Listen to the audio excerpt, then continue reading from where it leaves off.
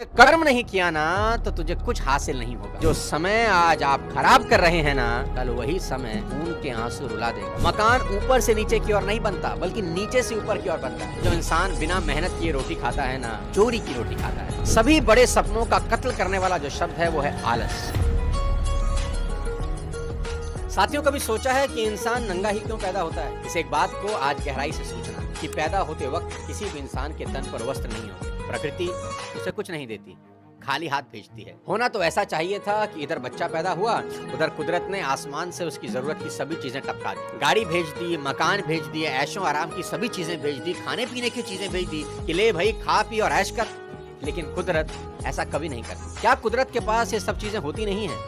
जरूर होती है, पर कुदरत कहती है कर्म कर, जो चाहता है मुझसे ले ले। तेरी जरूरत की हर चीज इस दुनिया में मौजूद है। तेरे मन में इच्छाएं जन्म लेती रहेंगी, लेकिन कर्म करके तू अपनी हर इच्छा पूरी करते रहना। कुदरत कहती है सावधान रहना, अगर तूने कर्म नहीं किया ना तो तुझे कुछ हासिल नहीं होगा। और फिर एक दिन मैं तुझे ऐसी ही वस्त्रहीन वापस बुला लूंगी। पृथ्वी का सारा वैभव तुझे पृथ्वी पर ही छोड़ना होगा। कुछ भी तेरे साथ न जाएगा।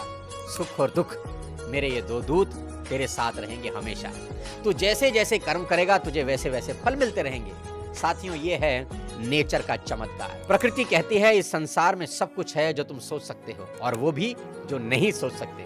पर कर्महीन के लिए इस दुनिया में कुछ नहीं। गोस्वामी तुलसीदास जी ने बेहद शानदार लिखा है कि सकल पदार्थ हैं जग माही, कर्महीन नर पावत नाही। यानी इस संसार में सब कुछ है जो तुम्हें चाहिए, लेकिन जो कर्म ना करे उसके लिए कुछ भी नहीं है। गांधी कहते थे सबसे बढ़िया कमाई पसीने की कमाई। उन्होंने कहा जो इंसान बिना मेहनत किए रोटी खाता है ना, चोरी की रोटी खाता है।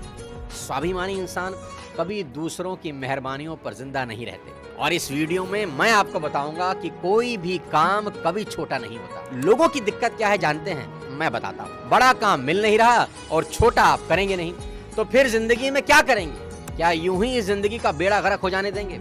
आज जरूर कुछ लोगों के पास जिंदगी के कुछ सहारे होंगे।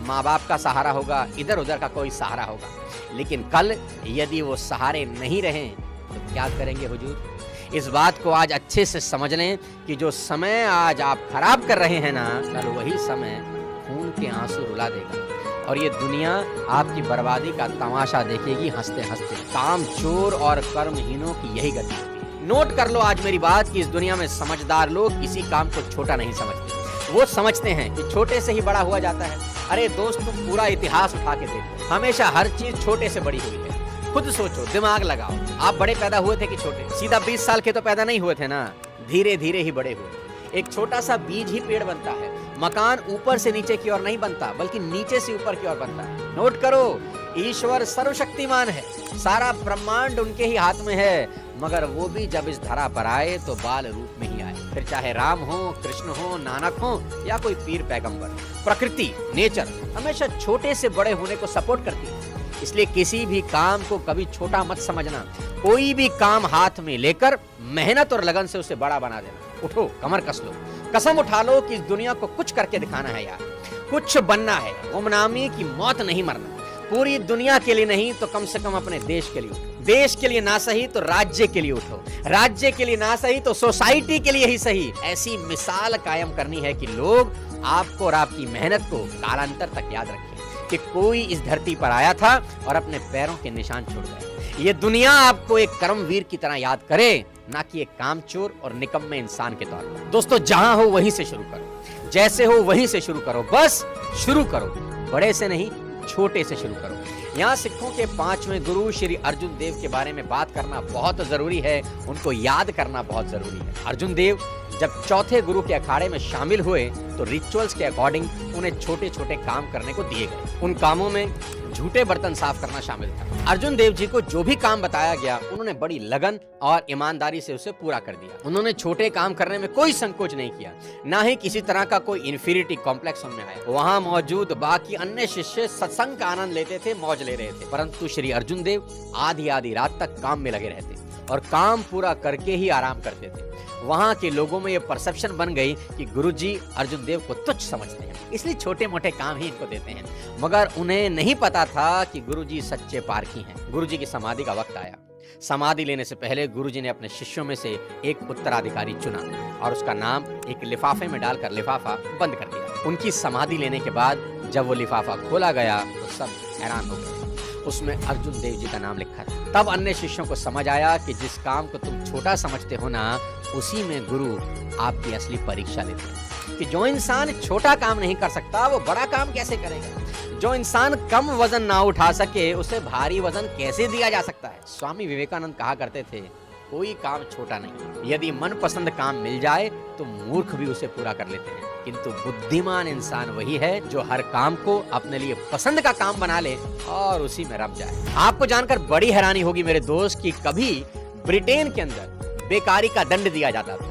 यानी जो इंसान बेकार बैठा है उसे दंडित यानी पनिशमेंट मिलती थी। पहली बार किसी को बेकारी के जुर्म में पकड़े जाने पर उस इंसान को जज के सामने पेश कर उसका गुनाह सबमिट किया जाता था। दूसरी बार अगर वही इंसान बेकारी के जुर्म में पकड़ा जाता था, उसके हाथ दाग दिए जाते थे, कोड़े मारे जाते थे और कान का ऊपर का भाग काट दिया जाता था। तीसरी बार उसे कैद की सजा सुनाई जाती थी और चौथी बार मृत्यु दंड ही दे दिया जाता था। और ये लॉ सिर्फ ब्रिटेन में नहीं था, पूरे यूनान में भी बेकारी के अपराध का दंड भोगना पड़ता था। आप सोच के देखिए, अगर पूरी दुनिया में जो खाली और बेकार बैठे हैं, निकम्मे और आलसी हैं, अगर उनको ऐसी पनिशमेंट मिल जाए तो क्या होगा? ये दुनिया कहां से कहां पहुंच जाएगी। सभी बड़े सपनों का कत्ल करने वाला जो शब्द है वो है आलस। आलस एक बहुत ही मीठा दुश्मन है।